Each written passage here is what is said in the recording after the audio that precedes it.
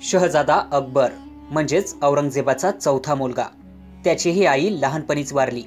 असं म्हणतात की औरंगजेबाचा हा लाडका मुलगा होता. तो जन्मला औरंगाबादमध्ये.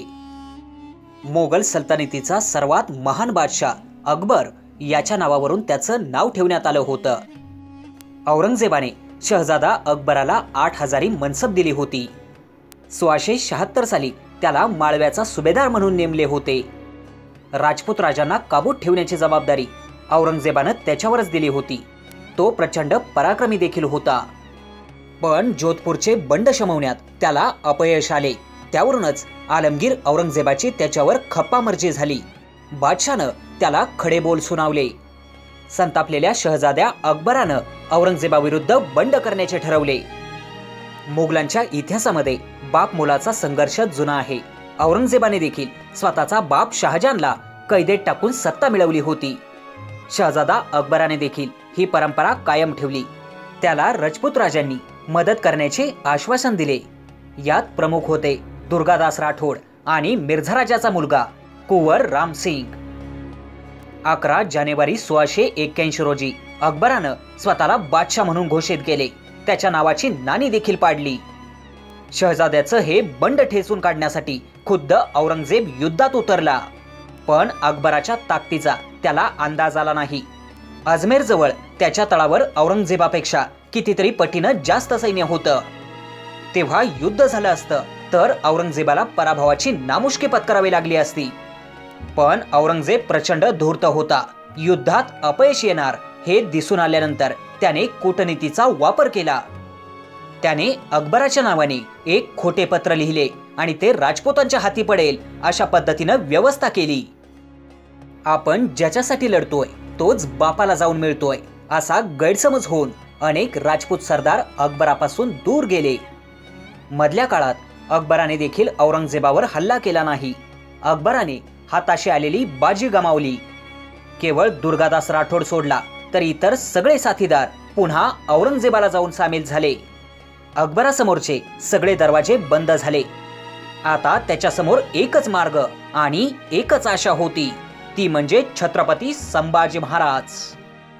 युवराज संभाजीराजे आणि शहजादा अकबर हे समवयस्कर होते. योगायोगाने संभाजी महाराजांचा विधिवत राज्याभिषेक अकबराने स्वतःला बादशाह म्हणून घोषित केलं. त्याच काळात म्हणजे 16 जानेवारी 1681 याच दिवशी झाला होता.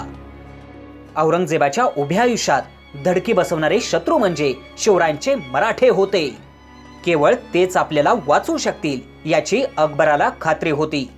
त्याने 11 मे 1681 रोजी शंभूराजांना पत्र पाठवले. त्यात तो स्पष्टपणे लिहितो, युवराज शंभूराजे, तुमचा आणि माझा शत्रू एकच आहे, तो म्हणजे आलमगीर. आपण दोघे मिळून त्याला हरवू शकतो. शहजादा अकबरानं शंभूराजांना अनेक पत्र पाठवली. महाराजांनी त्याच्या पत्रांना काहीच उत्तर पाठवलं नाही. पण त्या अगोदरच अकबरानं उत्तरेमधून दक्षिणेकडे प्रवास चालू केला होता. अकबर मराठ्यांच्या आश्रयाला जातोय हे पाहून औरंगजेब प्रचंड संतापला. त्याने अकबराला परत येण्यासाठी 2 पत्र पाठवली. परंतु अकबरानं बापाचा थेट अपमान केला. पुढे औरंगजेबाने त्याच्या पत्नीला अटक केली. बहादूर खानाला अकबराला अटक करण्याचे फरमान पाठवले. पण खानाला फरमान मिळेपर्यंत अकबर दक्षिणेत येऊन पोहोचला. शंभूराजांनी अकबराचा मैत्रीचा प्रस्ताव स्वीकारला आणि त्याला आश्रय दिला. संभाजी महाराजांनी अकबराला पालीजवळील सुधागडावरती ठेवले. त्यांची योजना होती की अकबराला दिल्लीत पाठवायचं आणि राजपुतांच्या मदतीनं त्याला शाही तख्तावर बसवायचं.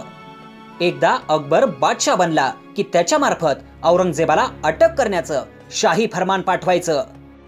अशा प्रकारे शाही मदतीनंच पुढे दिल्लीत ताब्यात घ्यायची अशी प्रमाणबद्ध योजना छत्रपती संभाजी महाराजांनी आखली. आपला शहजादा असणारा अकबर संभाजी महाराजांना जाऊन मिळाला हे कळताच औरंगजेबाचे धाबे दणाणले. अकबराकडे युद्धात लागणारे चातुर्य नाही, पण संभाजी महाराजांसारखा प्रचंड बुद्धिमान राजा जर त्याच्या सोबत असेल तर तो थेट दिल्लीवर आक्रमण करू शकतो हे औरंगजेबाला माहीत होतं. छत्रपती संभाजी महाराज स्वराज्याचा भगवा संपूर्ण भारतभर फडकवण्याचं स्वप्न पाहत होते. पण हे स्वप्न भंग करण्यासाठी स्वकीयांपैकीच काही जण प्रयत्नशील होते. अण्णाजी दत्तो, सोमाजी दत्तो, हिरोजी फर्जंद आणि इतर मंडळी यांनी शंभूराजांवर विषप्रयोग करण्याचा प्रयत्न केला. त्यांनी अकबराला सुद्धा या कटात गोवायला पाहिलं. त्याला काही पत्र पाठवली, पण अकबर मात्र प्रामाणिक निघाला. तो खाल्ल्या मिठाला जागला. अकबरानं ही पत्र शंभूराजांना पाठवली. याच पुराव्यांचा आधार घेऊन गद्दारांना महाराजांनी हत्तीच्या पायी दिलं. अकबर बराच काळ संभाजी महाराजांच्या आश्रयाखाली होता. त्याला दिल्लीला पाठवून मोगल साम्राज्य ताब्यात घेण्याचा महाराजांनी 2 वेळा प्रयत्न केला, पण योगायोगानं या दोन्ही योजना फसल्या. अकबराला परत फिरावे लागले. पुढे छत्रपती संभाजी महाराज मुघल, पोर्तुगीज, इंग्रज, सिद्धी, डच यांच्या विरुद्ध एकाच आघाडीवर लढत होते. त्यामुळे त्यांना अकबराकडे लक्ष देता आले नाही. अकबराचे बंड मोडून काढण्याच्या नावाखाली औरंगजेब दक्षिणेत उतरला. त्याने मराठ्यांना संपवण्यासाठी आपली सगळी शक्ती पणाला लावली. संभाजी महाराजांनी उत्तरेत राजपुतांची आघाडी उघडण्याचा प्रयत्न केला, पण राजपुतांनी ऐनवेळी कच खाल्ली. शेवटी निरुपाय झाल्यावर अकबराला 1687 साली राजापूरच्या बंदरामधून 50 माणसांच्या सोबत इराणला पाठवण्यात आलं. तिथून 30,000चं सैन्य गोळा करून संभाजी महाराजांच्या मदतीसाठी अकबर भारताच्या दिशेनं परत येऊ लागला. पण अफगाणिस्तानमध्ये पोहोचल्यावर त्याला दुर्दैवी बातमी समजली.